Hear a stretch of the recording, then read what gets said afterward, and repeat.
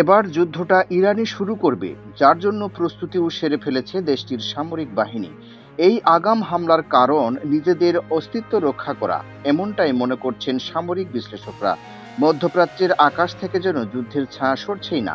প্রথম সংঘাতের ধ্বংসযজ্ঞ এখনো মোছেনি, আর এখনই শুরু হয়ে গেছে দ্বিতীয় যুদ্ধের কাউন্টডাউন।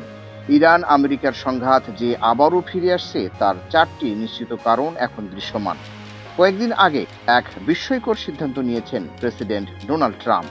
যুক্তরাষ্ট্রের প্রতিরক্ষা গোয়েন্দা সংস্থা সিআইএ এর প্রধান লেফটেন্যান্ট জেনারেল জেফ্রি ক্রুজকে তিনি হঠাৎ করেই বরখাস্ত করেন। অপরাধ, ক্রুজ সাহস করে সত্য কথা বলেছিলেন। তার প্রতিবেদনে উঠে আসে, ইরানের পারমাণবিক স্থাপনাগুলোতে মার্কিন বোমাবর্ষণে খুব একটা ক্ষতি হয়নি, কেবল উপরিভাগে আঘাত লেগেছে। কিন্তু ভূগর্ভস্থ বাংকার, সুড়ঙ্গ আর আসল কেন্দ্রগুলো অক্ষত রয়ে গেছে। অথচ ট্রাম্প দাবি করেছিলেন ইরানের পারমাণবিক কর্মসূচি সম্পূর্ণভাবে ধ্বংস হয়ে গেছে। সত্য আর মিথ্যার এই দ্বন্দ্বেই বিদায় নিতে হলো ক্রুজকে। শুধু তিনি নন, আরও দুই শীর্ষ নৌ কমান্ডার ভাইস অ্যাডমিরাল ন্যান্সি লাকুয়া আর রিয়ার অ্যাডমিরাল মিল্টন সাউন্ডস একই ভাগ্যের শিকার হয়েছেন।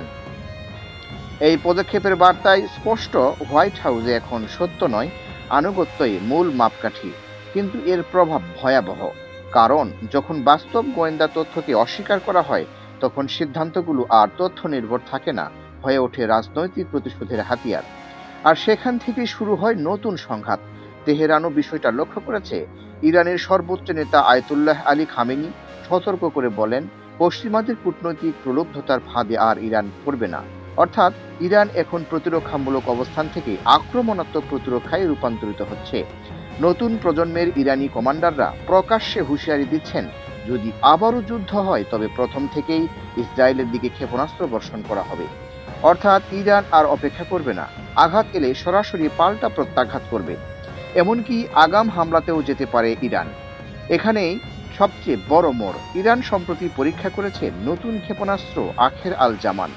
বহু ওয়ারহেডবাহী এই ক্ষেপণাস্ত্রের গতি শব্দের গতির প্রায় 12 গুণ পর্যন্ত হতে পারে বলে দাবি করা হচ্ছে।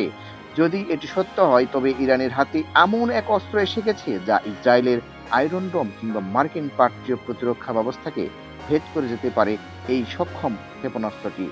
আরও গুরুত্বপূর্ণ বিষয় হলো, প্রাথমিক মার্কিন আক্রমণের কয়েক সপ্তাহের মধ্যেই এই পরীক্ষা সম্পন্ন করা হয়েছে।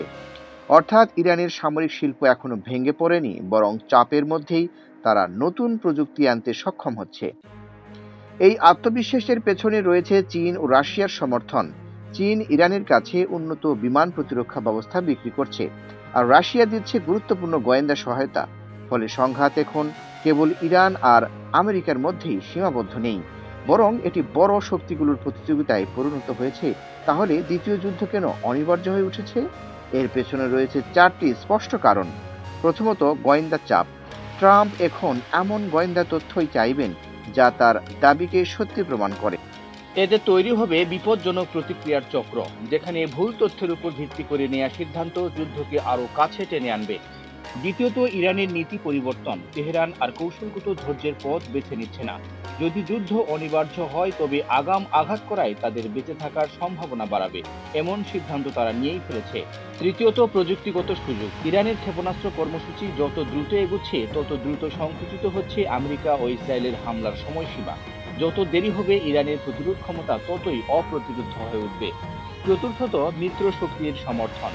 চীন ও রাশিয়ার ক্রমবর্ধমান সহযোগিতা এই সংঘাতকে আঞ্চলিক থেকে বৈশ্বিক মাত্রায় নিয়ে গেছে। মার্কিন যুক্তরাষ্ট্র তাই আরও আগ্রাসী হতে বাধ্য হচ্ছে।